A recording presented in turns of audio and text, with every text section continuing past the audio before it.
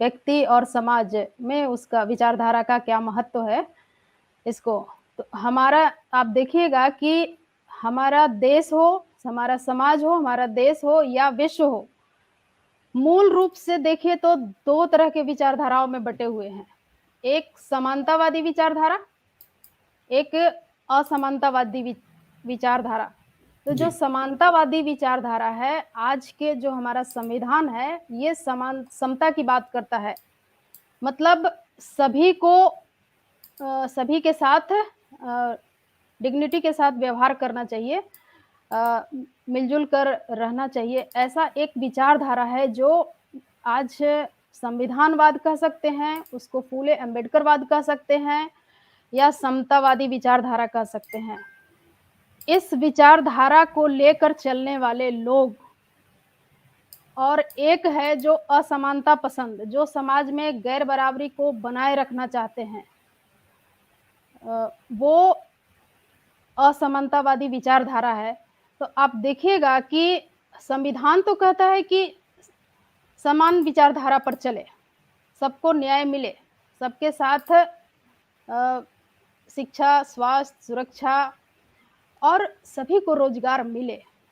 लेकिन आज इस सब पर ध्यान छोड़ करके, इस सब से ध्यान छोड़ करके हमारे जो राजनीति में आज चले गए हैं, वे कहीं न कहीं शुरुआत तो विचारधारा से करते हैं, लेकिन व्यक्तिवादी हो जाते हैं। और आज देखिएगा कि जो भी सत्तासीन लोग हैं, उसमें मूल रूप से दूसरे राजनीतिक दलों से अ, मतलब भटके हुए या थोड़ी-सी जागृति अवेयरनेस आई तो वो अपने फ़ायदे के लिए पहले विचारधारा लेकर चल रहे थे। समाज की उनकी मंशा थी कि हमको काम करना है हमारे क्षेत्र में, लेकिन ऐसी परिस्थितियाँ पैदा कर दी गई है कि वो चाह कर भी समाज के लिए काम नहीं कर पा रहे हैं और उसके पीछे वजह भी होता है कि जैसे ही समाज में उठने की कोशिश करते हैं, उनको उनके फन को कुचलने की कोशिश प्राइमरी होता है। लेकिन उससे अगर वो बच जाते हैं, तो उस पर कई तरह की धाराएँ लगा दी जाती है और ऐसे-ऐसे करप्ट लोग हमारे राजनीति में चले गए हैं कि वो सिर्फ़ अपना व्यक्तिवादी स्वार्थ के लिए ही राजनीति में काम कर रहे हैं, समाज पर उन लोगों का ध्यान नहीं है। तो संविधानवादी जो विचारधारा है, फुले अम्बेडकरी जो विचारधारा है, इसमें सबकी न्याय की बात करता है, सबकी शिक्षा, सबकी सुरक्षा, सबके रोज़गार की बात करता है। लेकिन आज इन सब से विमुख होकर के लोग सिर्फ़ व्यक्तिवादी हो गए हैं और अपने फ़ायदे के लिए राजनीति में चले गए हैं।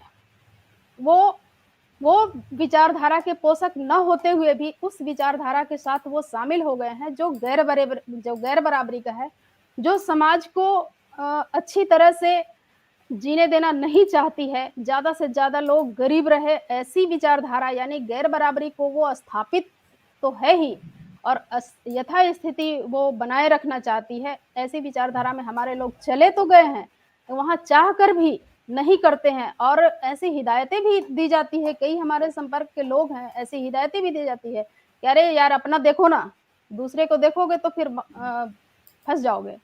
तो डर भी हमारे लोगों को मतलब भयाक्रांत भी कर दिया जाता है। कई तरह के पीछे धाराएँ भी लगा दी जाती है, कोई सही भी होता है, कोई गलत भी होता है, लेकिन भयग्रस्त तो कर दिया जाता है।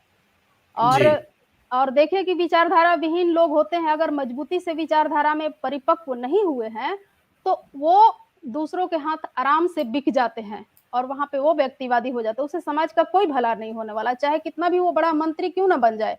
लेकिन वो समाज की ओर देखना भी नहीं चाहता है और देखने की कोशिश करता है तो उसको तरह-तरह के अभी देख रहे हैं पेगासस का मामला है, उसमें भी कई तरह के सबके साथ हो रहा है और फँसाने की कोशिश कर रहा है, जो अपनी प्राइवेसी का हनन भी है, संविधान की मूल भावना के विरुद्ध भी है। तो जी, विचारधारा जी, विहीन लोग बिक जाते हैं, जी, बिक जी, सकते हैं बहुत और बिक भी जा रहे हैं।